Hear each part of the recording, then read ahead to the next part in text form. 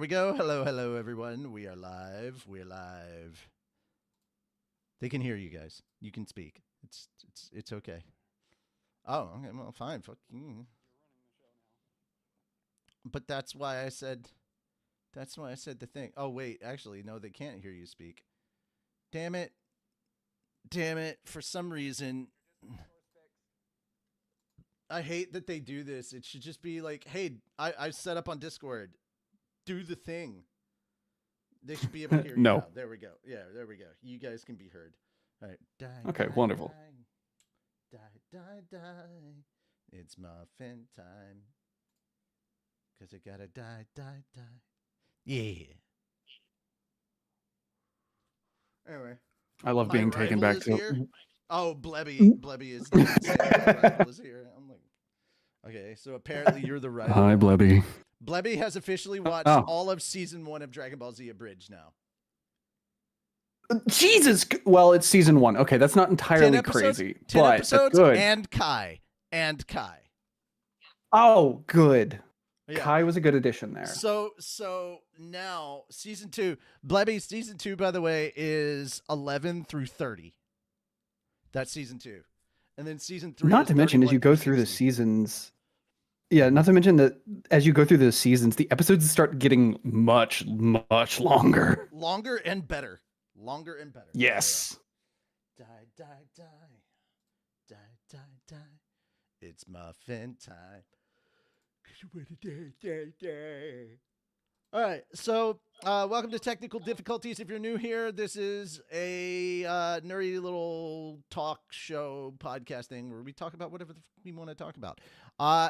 I have some prepared stuff, but we can also add stuff throughout the show if we want to talk about new stuff.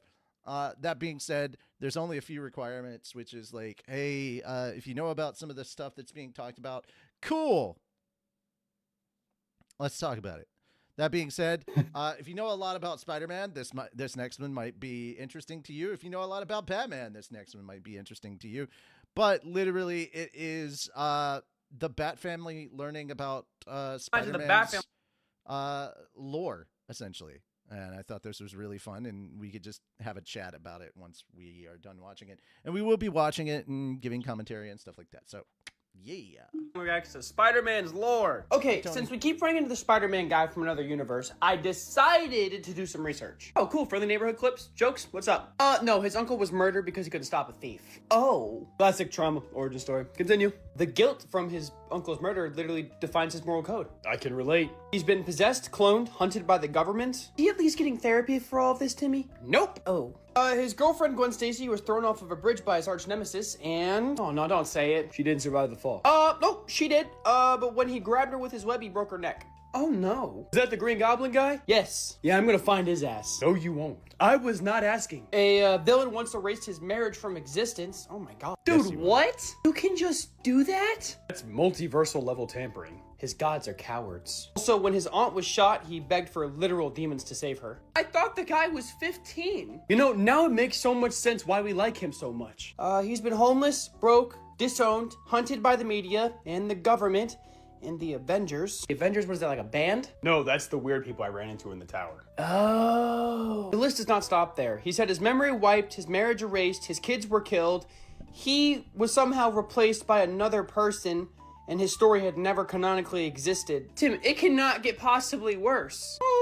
No, it can. Dude, are you kidding me? While trying to save the universe and his friends, he made it so nobody knew who he was. Everybody forgot him. Oh my god. I'm starting to believe everybody hates Spider-Man. Yeah, but why? Because he doesn't kill. Bruce, I don't think that's the reason that people don't like him. He also dies a lot, sometimes even permanently. I don't think I want to hear this anymore. Despite all of that, he still cracks jokes and bones and saves the city. That's a strong warrior. It's actually incredibly inspirational. He carries guilt without becoming cruel. Respect. Oh, and fun fact, he's actually 19. What? So somebody get that kid a hug and a Glock. Jason. I'm kidding.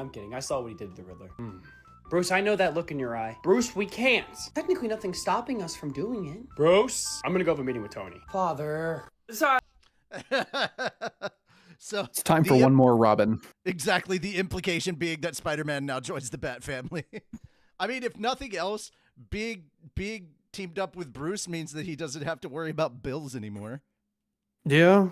Oh, Yeah. trust Well, me. then again- I've seen many a short about this scenario, and Mhm. there's one where it is Peter and Dick talking, and he's like, "Yeah, no," saying everything, and he mentions how he's an orphan. He's like, "Oh no, I hear him. Run!" Bruce looming in the background. I'm here to adopt you. How do you feel about green and red tights? I'm trying to think no, he can keep his age-wise. Spider-Man 'cause- outfit. That's even better. Yeah, but I feel like if he became a part of the Bat family, he is like legally obligated to at least wear a cape, Ah, and I feel like he would hate that. No. Actually, there have been several iterations of Spider-Man that have had a cape or wings built into his suit. mm-hmm. Fair enough. Yeah. As long as it's No. web themed, he's fine. Also, he does have a black suit, so he would fit in. That is fair. That is Though- fair. Though there is a reaction to, they say the black suit, it's the Venom symbiote version of Spider-Man, Mhm. where he just does not give a fuck, and they're like, oh, and the criminals are fucking terrified. Like, I love how much criminals fear Spider-Man when he doesn't talk. They're like, you know what? No, I'm gonna leave the money here. We're gonna leave. He's not cracking And he- jokes. We need to leave. Seriously, no. Exactly. That's basically actually a canon thing. yeah, That's a canon thing. He's not. Yeah. I also He's I not also, joking. I also like literally them disproving Miguel O'Hara's theory from Spider-Verse. Oh yeah. Like, yeah, literally pointing So- that out. So the question that I would have in this situation is like, Also, okay, It's you've got- scary how much Hobie Yep. and Jason get along with each other. Like, Mm. the Red Hood and Hobie absolutely get along with one another. Mhm. Yeah. Also, the question becomes like, okay, you've got Spider-Man joining the Bat family. Which Robin does he cling to? Because, like, It I depends- don't think. It depends on the scenario. It depends on the scenario. If we're talking trauma, Mhm. Yeah, I was gonna say it depends on the scenario. if we're talking trauma, Yeah. Okay. Dick. If we're talking about going out getting vengeance, could be Damien or Jason. No, if it I was is- gonna say even if for it is- trauma, it could be Jason. It could also be Jason. Also going for the nerdy gadget side of things, absolutely Mhm. Tim. 100% Tim. Yeah. Yeah. Bruce would also See- be trauma technically, but funny enough, Dick for therapy. Dick and Barbara would absolutely no, be great therapists. And funny enough, They are considering Spider-Man, also Harley Quinn as therapy. Oh my God. Yeah. No, see, No, that would work because she really is actually quite a good therapist, Mhm. and she understands the hero and criminal mindset way better than any other therapist. Mm-hmm. She's been both. Especially, Okay. it's just that the Joker was the Joker, and like he can fuck Yeah. anybody. no, 'cause, Yeah, like, I'm looking at this and I'm seeing, knowing. There's nothing Knowing scarier Peter- than a villain that just makes up their origin story. yeah. Fuck it. we ball. Or that No. is No, Peter, canonically believed like, that. that's kind of the point here, is that everyone in the Bat family can bond with Peter on any level because Mhm. Oh yeah. they have way too much in common. Oh my God, he's died and Well, come he- back before, Jason. Bet. But like with Peter, because his whole like great power, great responsibility, like, and of course everything that happens with Miles in the Marvel side of thing, like he's definitely kind of a mentor character. He would absolutely scoop Damien up. If Peter used 1% more power, he would break Bane in half. Yeah. Yes. No, I've seen a couple of a couple shorts from this kind of scenario where Peter winds up in the DC universe, Mhm. and Batman is basically just like, I need to get him and Superman in a room together. Mm. And he and Soup basically go back and forth. It's just like, oh yeah, no, like I fight with like maybe 10% of my power. Like I'm constantly having to hold myself back, and Superman's just like, oh yeah, no, the whole world's made out of cardboard. Yeah. And they just bond over this, and Bruce is just like, oh my god. Not only that, like he straight up has Clark try to fucking punch him with all of his might. He does not use his full strength. Spider-Man still dodges him, tags him back, and it actually hurts Superman. And he's like, yeah, no, well, and no, here's the no, thing. neither one of us Everyone have to prove ourselves. Yeah, I tagged him back. And Bruce is just like, Bruce is in proud papa mode. He's like, my kids can hurt Clark. And yay. and here's one of the things. You gotta remember, Peter also completely destroyed Kingpin. And canonically, Kingpin is peak human strength without any mutations. Let's not forget that the fact that Venom Peter in the DC universe, they said that there's only one way to deal with them, and they're like, what? And they're like, we get a hold of Darkseid and we pray. Like, that's basically it. Oh yeah, no. Venom against Darkseid and we pray. Like, that's and here's the thing: after he lost the Venom suit, he made a black suit that looked identical. Yeah, for the simple purpose of if I need to be scary. No, it's straight up, because when he went to go fight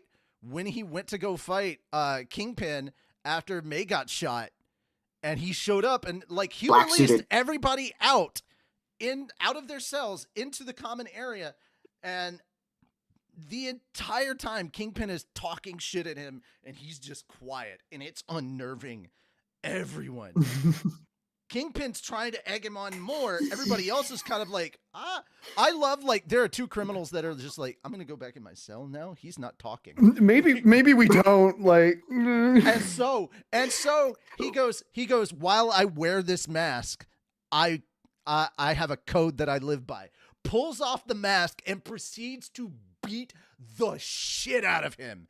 Like, not even nearly to death. Like, nearly to death, and he does it and says, I'm not going to kill you because now I've humiliated you in front of everyone. No one's going to respect you, and they will know this: if you ever come for anybody that I love, no one will save you.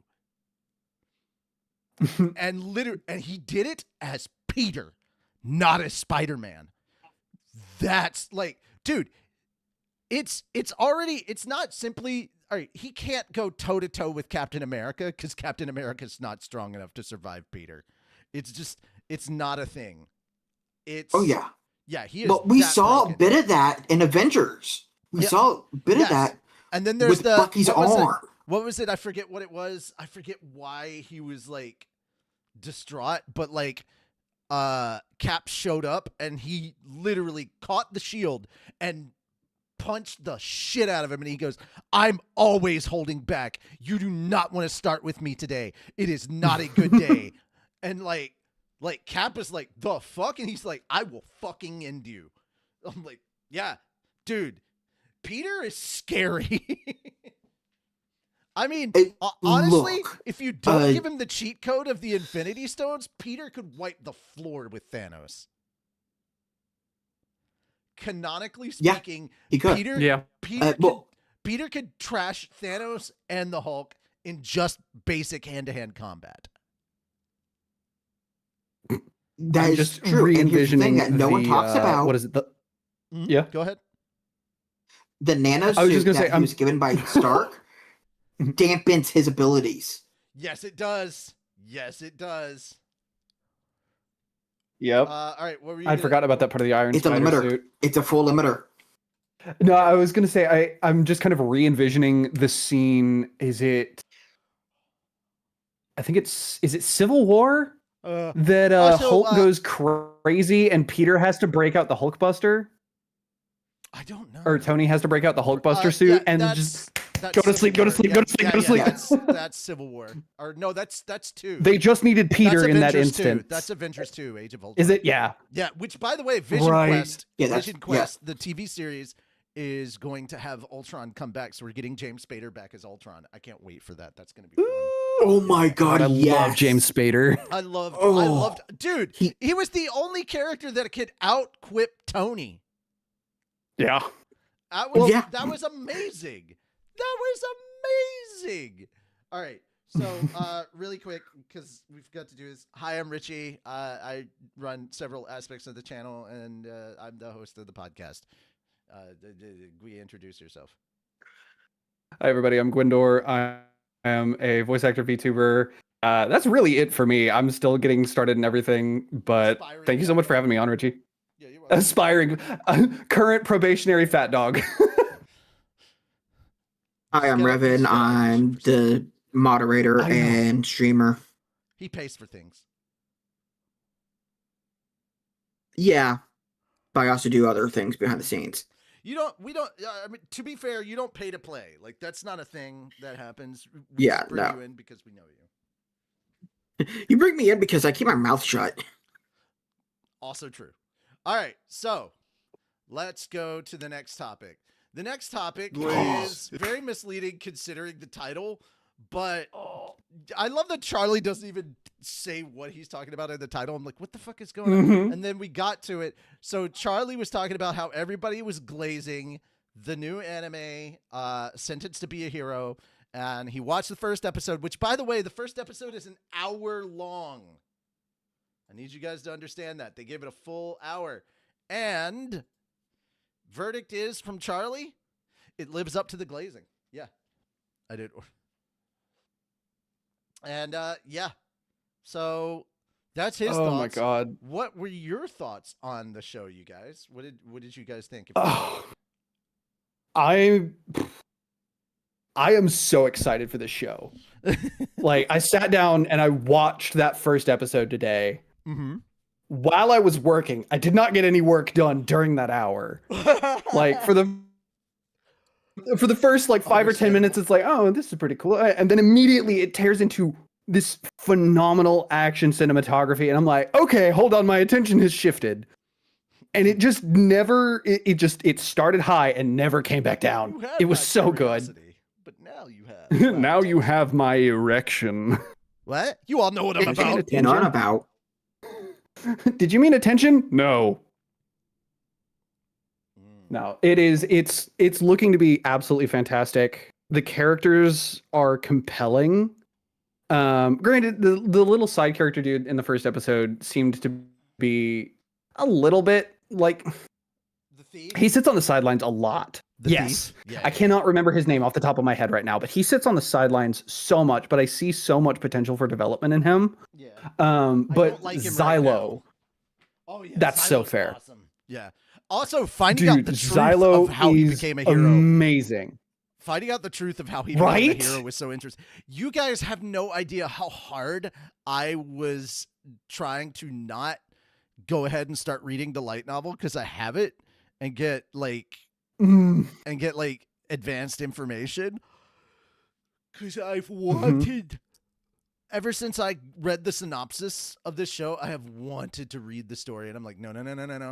I want the anime to be fresh for me. I already know though that I'm gonna start reading this soon, so it's just a question of whether I can wait for the anime to run its course for this season, or if I'm gonna start mid-season. There are a few shows where after like 1 or 2 episodes, I immediately start reading. Oshinoko was one of those. Like, I immediately started reading the manga after like 3 episodes. It's I was so like, yeah, good. I can't wait weekly. Yeah. So That's so fair. I get that. Revan, No, did you get Revan, have you seen the episode? Yes. Give us your thoughts. Oh, this is going to be good. And like you, I had to stop myself from reading. Yeah, seriously. Yeah. No, You guys keep ranting on it. I need to step away for a moment. I'm sure. focusing on some financial stuff real quick. all right, cool. Sounds like it's just me then. Woo. No, okay. So looking at Sentenced to Be a Hero, I'm genuinely just super excited about seeing how these characters develop and grow. Because like Xylo, the main character, and I'm gonna try and avoid spoilers. But he's such, because context for anybody that has not seen anything of the show, general synopsis or general basic background lore. Being a hero in this world is a capital punishment. Heroes are not heroes. You wind up as a hero if you are branded like a high traitor or some other heinous crime against nature and all of humanity. And so winding up as a hero, anybody that sees you, they're basically going to spit in your way. They are not going to like you. They are not going to offer you a hand. In most cases, if they see you and find out that you're a hero, they're probably going to reach for their blades. Like, they are not going to play nice in any sense of the word. So seeing Xylo, the main character, kind of start to unravel a little bit of his backstory throughout the first episode, and then you get a big dump of exactly what happened that led up to him being labeled a hero and having to basically be ordered around, because again, being a hero is a capital punishment, but being a hero also comes with its own fun little caveats of you can't die. You die, they bring you back, put you in a different body if they fucking have to, and you get back out on the battlefield and you keep following orders. You don't get to escape your punishment. You are a branded criminal for life and beyond. Yep.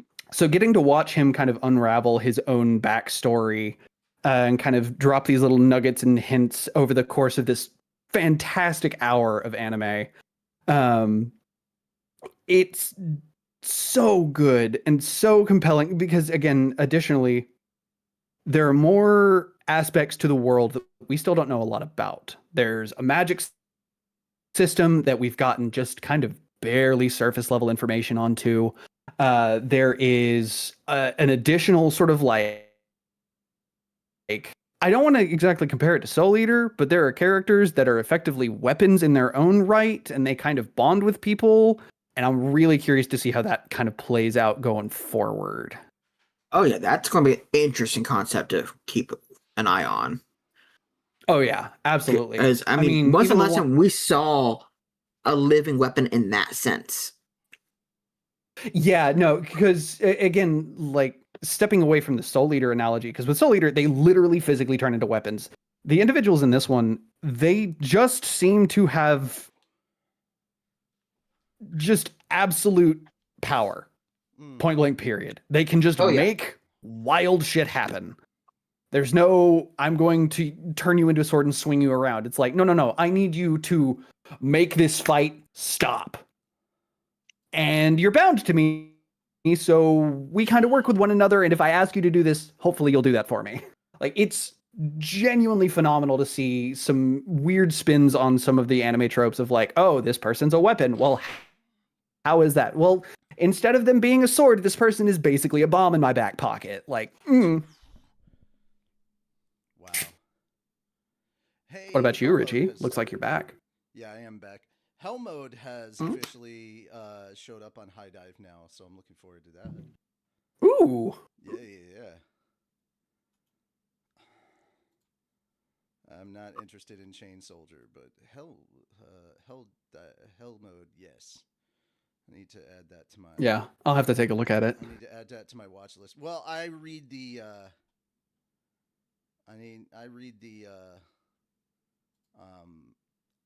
The light novels for that. So, and is Dragon Hatchling out? Mhm. Hero without a class. I'm apparently need to check that out. Level 33, level quad 9 unlimited gotcha. Oh boy. I remember seeing that you guys were talking about that on the last technical difficulties. Oh, Call of the Night season 2 is really good. Yeah. Oh, I still never watched the first season. I need to go do that. You watch Call of the Night, like it's a vibe. It is definitely a vibe. It is Cat Hours. Yeah?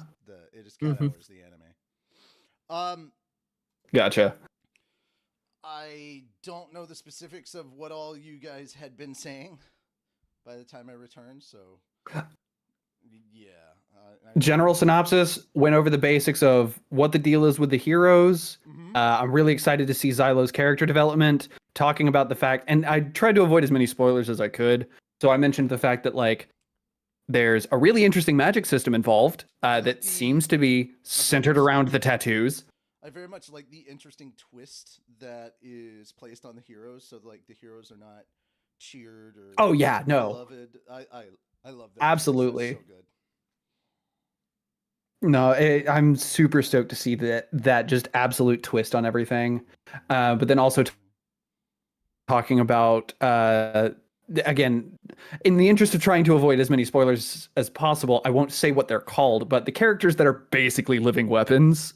And it's just interesting to see how you can kind of take the living weapon trope from, say, something like Soul Eater and then turn it into this. You can straight up say that they're the heroes because that is a thing that was in the trailers. That was a thing that's in the general synopsis. Like, that's always... No.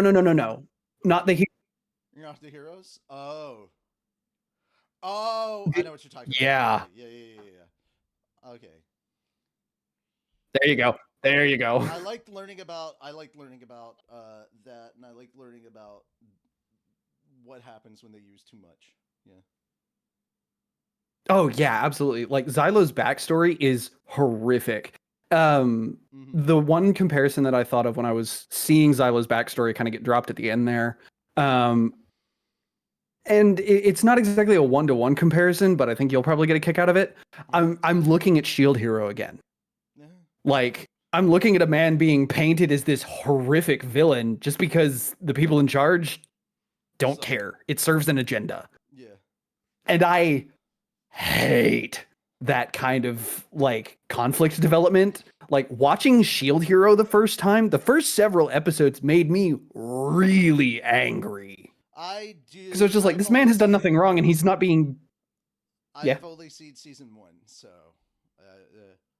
the things that I heard That's fair. Season 2 or season 3 were not very kind, and I was like, yeah, I'm not interested. Like, I'd prefer to have happy moments of Shield Hero. That's a totally fair standpoint. I'm almost caught up on season 4. I don't think I've finished it yet. Season 2, definitely a pass for me. Season 2 was boring. It didn't really do much with the world. Season 3 got a little bit better, but again, it was still kind of up in the air for me. The plot wasn't super interesting to me.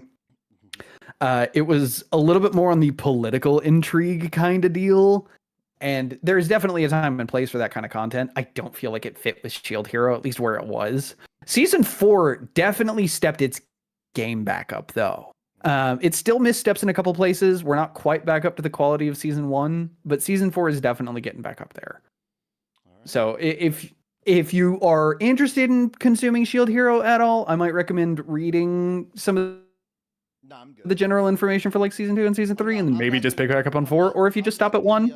I'm not the Shield Hero guy. That's a different crew. So fair enough. Well, regardless. I had a good time with season 1. I'm the rabbit that raps, and oh man. But no. Also, hi. How are you? Who let a Murloc in here? Murloc-looking motherfuckers. All right. But no, my general final thoughts on Sentenced to Be a Hero, it's going to be one of the better anime of this season. And like that's up against some heavy hitters. Like I know JJK season 3 just started. It's probably going to be up there. I'm gonna have to break some people's hearts. Ooh. So as somebody who read the entirety of the manga for JJK, Shibuya was the peak. Oh yeah, no, 100%. The culling games, I also started downhill after this. Oh my god. So downhill. I after watching season 1, I started reading JJK, and I got about halfway into the culling games before I just fell off. Like the last thing that I remember is some dude that basically has all right, so they eventually do get to the fight that everybody's been waiting for, which is Sukuna versus Gojo. Oh boy, that's when a lot of people stopped. At the end of that fight, a lot of people were like, no, fuck this show. Oh yeah. Fuck this manga. Fuck this. I'm like, dude, if you were on the internet, you couldn't avoid that spoiler. Yeah. But no, with JJK, like I got into the culling games, I got probably halfway through it. I remember a dude with a domain expansion that was basically a Japanese courtroom, and then I just dropped it. And I haven't read it in All like right. 4 years now. It's been a minute. Anyway, So, yes, we're Wrecking moving Crew. we're moving on to the next thing. The Wrecking Crew trailer came out, and it's not nerdy, so we can't talk about it on an anime church. But it is just silly enough for us to talk about here because we talk about whatever we want. And I like this idea of putting Jason Momoa and Dave Bautista together as two brothers in sort of a Miami Vice meets Lethal Weapon, sort of like buddy cop comedy dramedy thing. And I just see two badasses kicking ass, and that's all I really needed to do. So This doesn't happen here every also, day. I love this. I love who's playing the captain. I can't have two guys who look like they eat steroid pancakes. Also, I love that because I'm so used to him in Office Space. You give me my stapler. Can you give me back my stapler? Like, I love him. Cakes for breakfast, turning my island. Who look like they eat steroid pancakes for breakfast, turning my island into Beirut. Detective, that is uncalled for. Are you gaslighting us? You want to tell me why the Yakuza want you dead? You have to ask them. Yakuza? That's who that was? You blew up my car. I blew up their car and then it landed on yours. They just blew up your car. You just stir up trouble. That's what you do. That's what I do because I'm a cop. Not here, you're not. Our father was murdered. Was it hit and run? I don't think so. Whoa. They tried to kill me. Sword fight. Sword fight.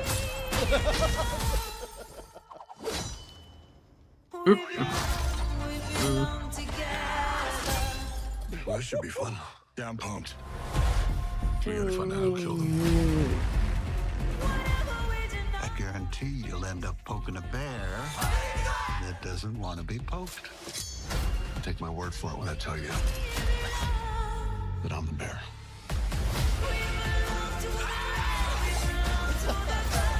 Oh, the cheese grater. Yeah. Less talking, more shooting. You got fat. You got old. Oh yeah. Oh yeah. I had to pause at that one shot of the dude with like the bullseye on his head because I was like, wait, is that John Leguizamo? And I went back and I was like, oh no, it's not John Leguizamo.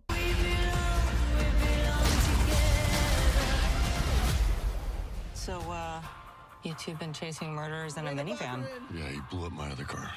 That's not what So happened. excited to Literally what happened. No, it's not. see her in this.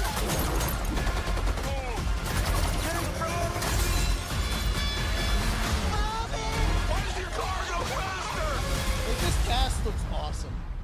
And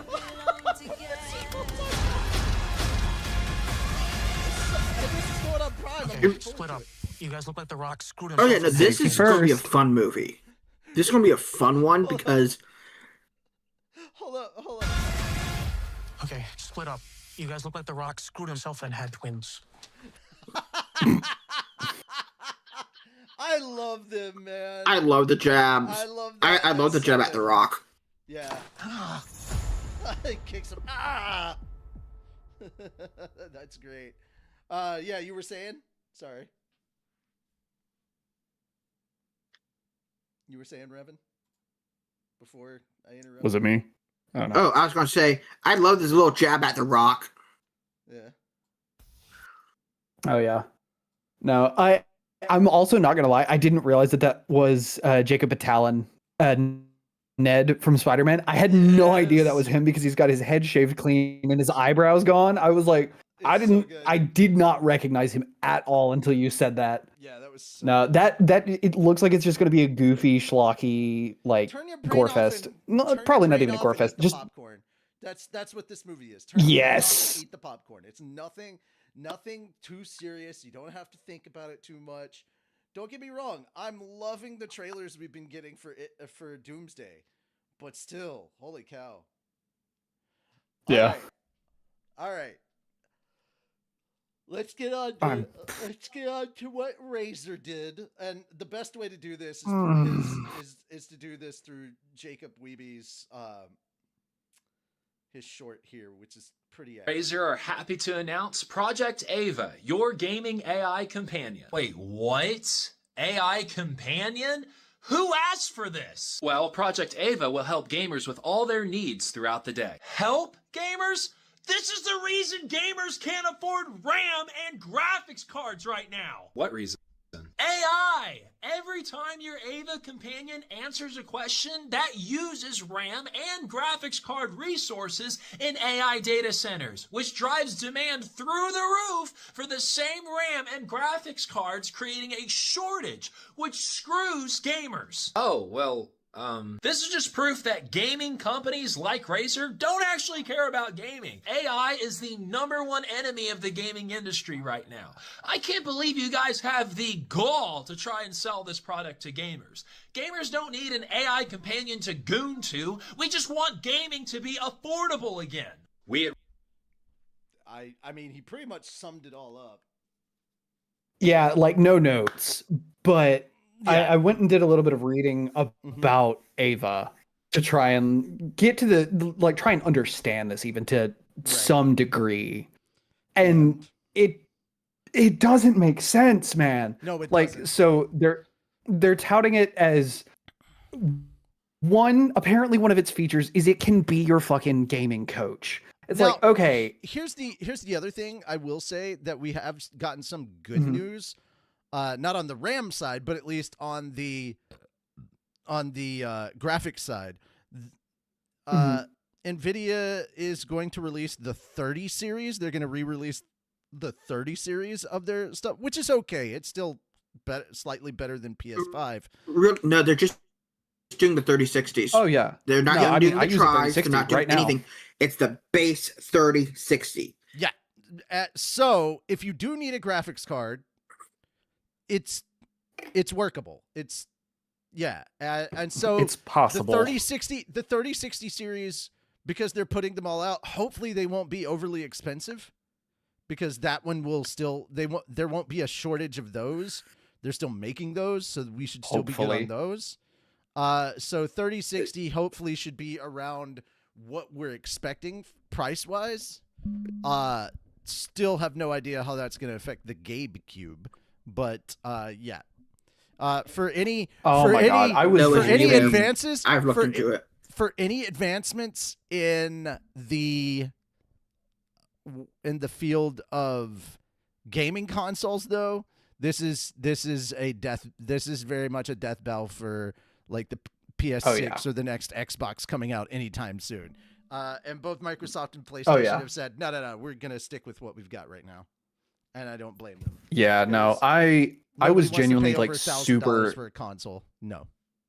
Yeah, I was super excited for the Gabe Cube. Like, I'm still holding out some hope that with Steam being as big as it is and their market share, that they are able to do some kind of wholesale agreement with their chip suppliers, and hopefully this doesn't drive the price of the Gabe Cube up too much. Yeah.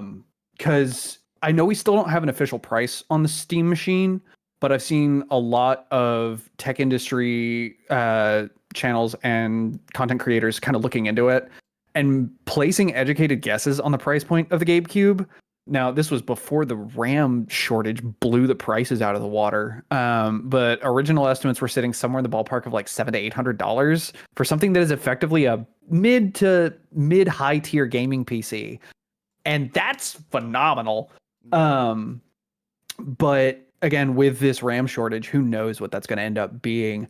But going back to Ava for a second, again, it doesn't make fucking sense to me because, again, it offers functionality to be a gaming coach. So it tries to teach you how to play your game better. And I'm like, I don't think, because additionally, Ava is built off of Grok. So it's built off of Grok's architecture, and they've allegedly got their own architecture kind of on the back end that is intended to be kind of open so that they can add more functionality to it. But it is inherently Grok's architecture from X.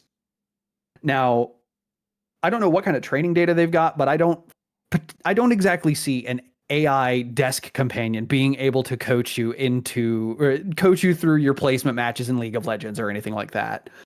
There's too much nuance and there's too much going on. Like, it may be able to do something. I'm expecting a bunch of Mustache Man's to appear, of Robo Mustache Man to reappear because of this. Oh my god. Yeah. Yes, the mecha mustache. No, that would be interesting to see. Additionally, one of the things that I saw, which part of the reason that I used League of Legends here as part of my example there, it was not on accident. There are different models that you can put into Ava on its little holographic screen. You see 2 of them in this trailer that he shows. The other 2, one of them is an idol. I cannot think of her name right off the top of my head. The other one is fucking Faker. Like an actual Japanese or Like- Korean idol. Yes, if you go look up the Razer Ava site, they've got some information, and they show all 4 of the little models that you can see there. Hold on, I can get you a link if you need it. Is it like a VTuber or a virtual idol kind of thing? Because if so, my first guess. Hold on. Miku. It is not Hatsune Miku. It is Sao. Wait, what? Hold on, I'm looking. Like SAO?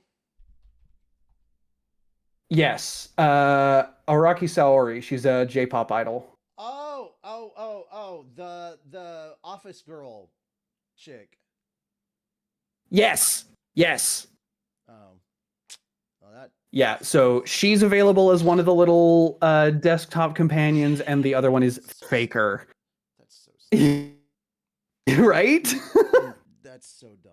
I don't see the point. And like he said, this is antithetical to gaming as an industry. So the fact that Razer, one of gaming's biggest companies, is like, hey, you want some AI? Sorry about the chip shortage. What the fuck? Some AI? Sure don't. Right now, I would like for you to show me who asked. The second largest group of people that are anti-AI right now are gamers. Which is so funny because we used to be pro AI based on like how they used AI to run NPCs in games and stuff. Like the AI. Oh yeah. The AI for the fucking for Steve and Alien Isolation. Oh my god. That thing is super scary. The uncapped AI capability that was the Oblivion NPCs initially. Yeah. If you remove the limiters also, on them, which right, is doable, modders have done this. I'm just gonna go ahead and say this now. If companies like this are gonna force AI down our throats, then fuck you. Gamers everywhere now have access to the Nemesis engine, or I'm sorry, to the Nemesis. Oh my god, yes. To the Nemesis fucking mechanic. Oh my god. WB, please just remove your patent on the fucking Nemesis system. Let us have it. That's the thing. Netflix acquiring WB, it's not just their studios. They would acquire that too. And there has been major push from gamers. Netflix has the opportunity. That Netflix could just go ahead and put that out there and make gaming amazing. And Netflix has the opportunity to do the funniest thing. Netflix would still own the patent, but they could make it available to other publishers. And just literally Netflix, you could just gather royalties from when it's used. And so many different publishers would want to use this. Just licensing fees. Oh my god. Just licensing fees alone, you would make money off of just that. Please recoup some of your losses. That's all I'm saying. They haven't done anything with it in years. I know. Like, have they put it in a game ever? No. Did they ever do anything with it after Shadow of War? No. That's the only time it's ever been used. Only time it's ever been. You know that's how the last time it was used. Guys, think about this. Do you know how crazy the RE3 remake would have been with that mechanic in there? Putting Nemesis on Nemesis? Oh man. Fuck you. That would make honestly one. Every boss fight would be different then. Yes, it would make the game way more interesting. Yeah. It would make the replayability go through the fucking roof. You'd have people may have forgiven them millions for of possibilities because here's the thing: people may have forgiven them for the clock tower if Nemesis had Nemesis. Yeah. People would have been like, I totally need Netflix understand to be Totally a bro to understand. gamers. And guys, keep in mind, I'm only talking about the Nemesis character. They could have been much meaner at higher difficulties. The hunters get it too.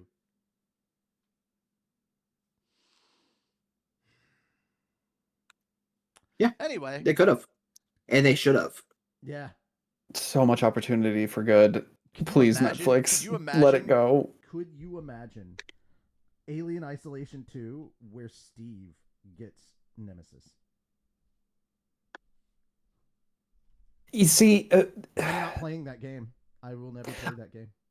I mean, yeah, no, that would probably be a terrifying Yeah, you will. situation. But I also don't think the Nemesis engine would really shine in a situation like that because the Nemesis no, it system, would. It like, would. No, it could. It would. It could. It would. It would. Because if they do it in Okay. the same way that Alien, all right. So in Alien Isolation, essentially you're running from one Steve in the beginning. You get halfway through and you unlock an entire nest. It becomes a thing. oh, Yeah. Yep. And we're not just talking about them. We're also talking about the goddamn androids. Fucking Morning Joes, the Clankers, the Working Joes. And here's the thing. With the androids, it would work perfectly because in the lore, those are a hive mind android. Yeah. So They all literally, have a after mother computer certain- system that So they after report a to. certain key event happens, then the androids get the Nemesis engine. So Okay. they get the same. Okay. So narratively, there are several ways you could do that. Oh my god, it would be so broken. Imagine the androids learning and fighting the fucking aliens. Yeah.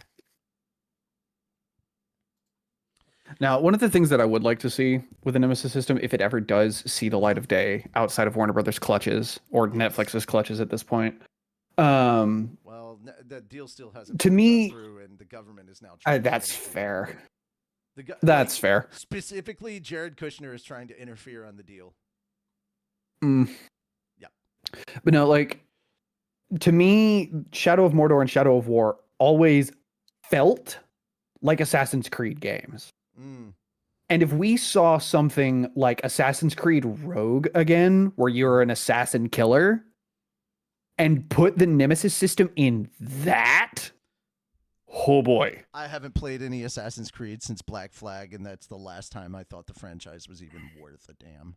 That's fair. Honestly, the new age Yeah. stuff that they started with, like Origin and Odyssey, I've not been the Like, biggest fan of. My To be completely big, fair, the only reason I did Black Flag is because they said the ship combat was fun, and god damn it, they were right. yeah, everybody's my, right on that one. my thing was with how they mishandled the story with oh god, what's his name? Desmond. Desmond.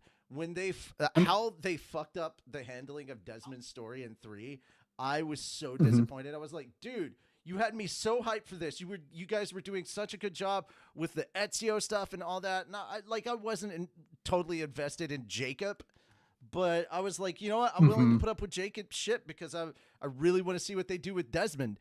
And they dropped the ball as far as I was concerned. And I'm like, you know what? Yeah. I don't like that. That sucks. And I after Black Flag, like I have not played Ubisoft games.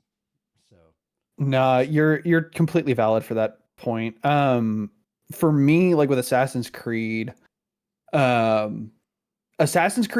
peaked with the Ezio trilogy. 3 wasn't terrible.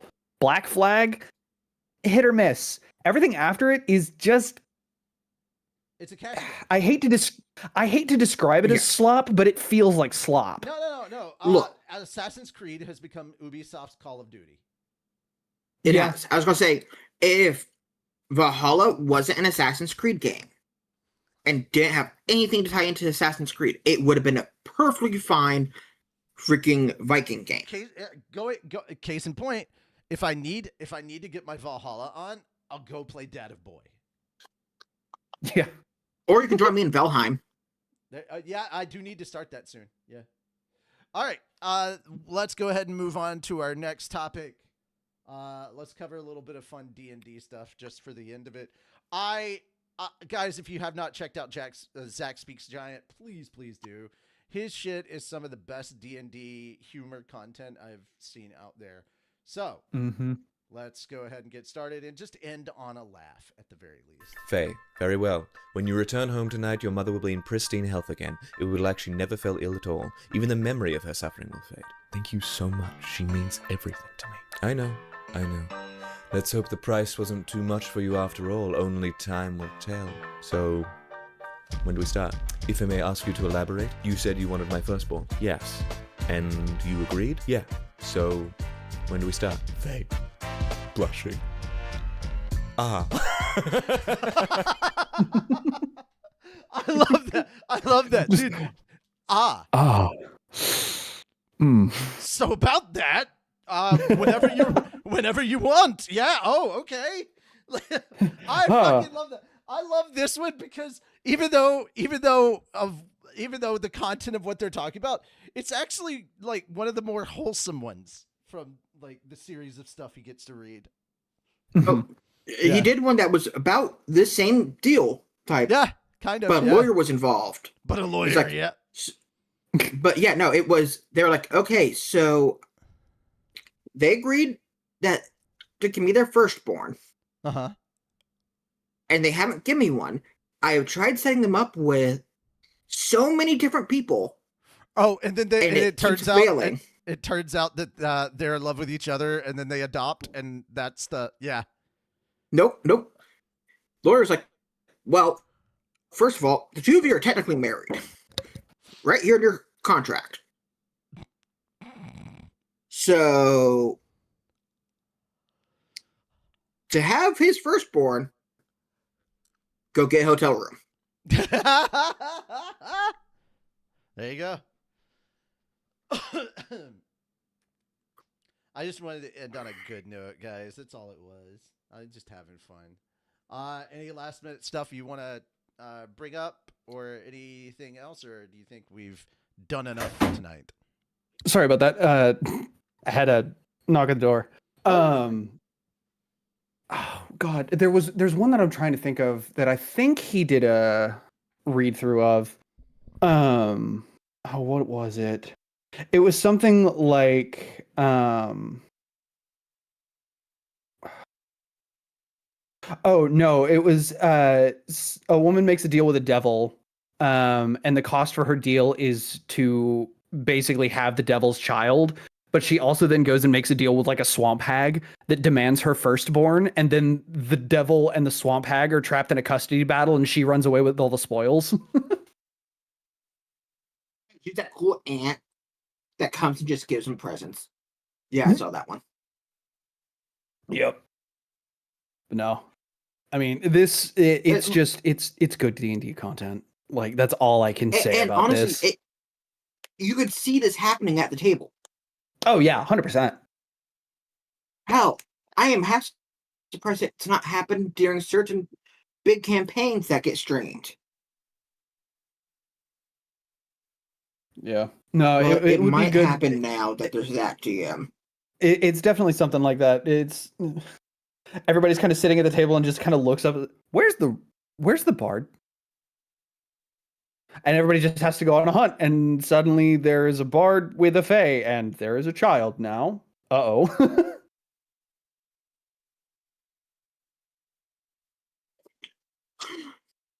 Look, it's not the bard that I'm worried about. Okay. It's the rogue. Explain. Elaborate.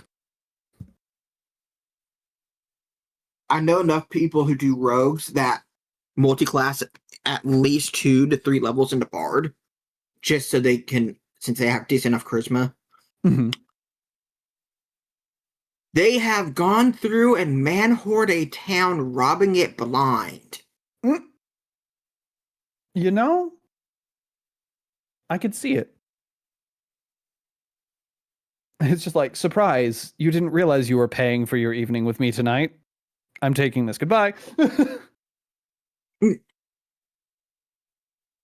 deflowered the 3 princesses during our campaign. The 3 unwed princesses of the kingdom we were in, deflowered them. Checks out. Oh, and trust me, we're like, wait, how? What? Why? And do they know it was you? They're like, of course not. Who Because they do you think I freaking am? An had amateur? I have disguised self. Oh no, they didn't have disguised self. You want to know what they were? Because we allowed it. Mm-hmm. Changeling. Terrifying. That is all I can say to that situation is terrifying.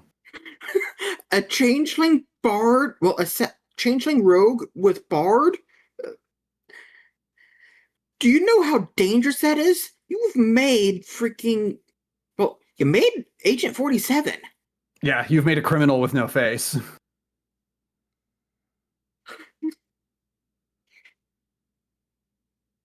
Yeah, that was a fun moment during the campaign. I had them disguise themselves as me so I can slip away for something. So they did. Also, go ahead. Sorry. So they did. Here's what's messed up.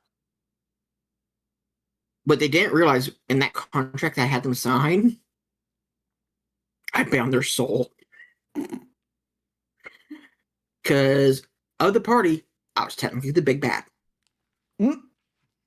Oh yeah, no. They're trying to hunt me down the whole time. They just kept fighting my nose. Mm-hmm. Love it. Richie, if you ever want some additional really good D&D content, take a look at Zach the Bold. Yes, he does a lot of great.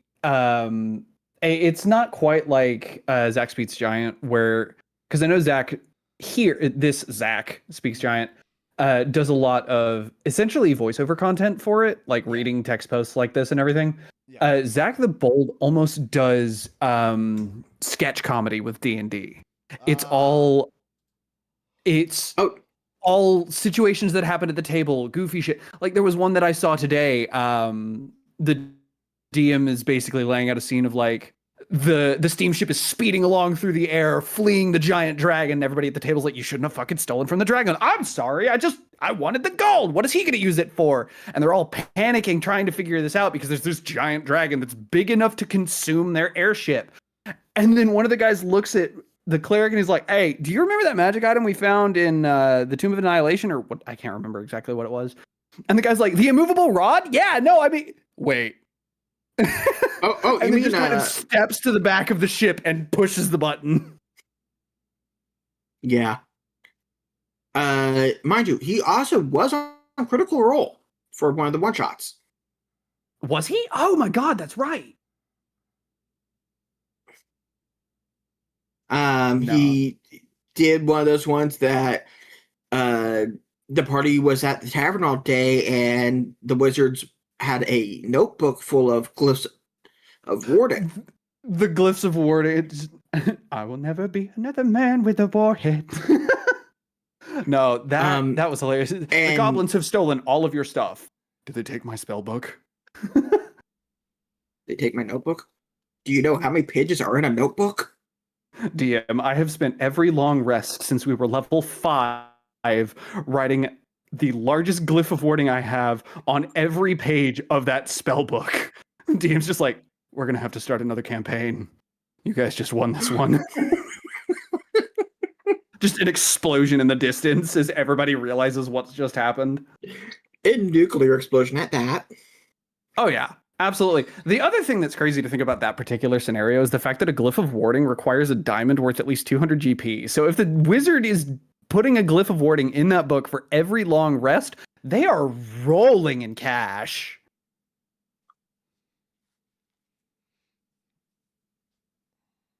They're either rolling out cash because of either being a good adventure or depending on their background. Fair. They could be the party sugar daddy. Fair enough. Old money I was- wizards. I'm gonna have to think about that one a little bit. Old money wizards. Seriously, magic users, you should think about them being old money. Yeah. Because that and artificers. Oh, don't get me started on artificers. Artificer is my favorite class to play in D&D. Point blank period. Think about a family, generations of artificers. Mm-hmm. And like they're the best of the best. Yeah. And you're just, well, you know, I'm gonna have to fucking write up a new character tonight because I've got ideas rolling around in my head. You're welcome. Thanks, bud.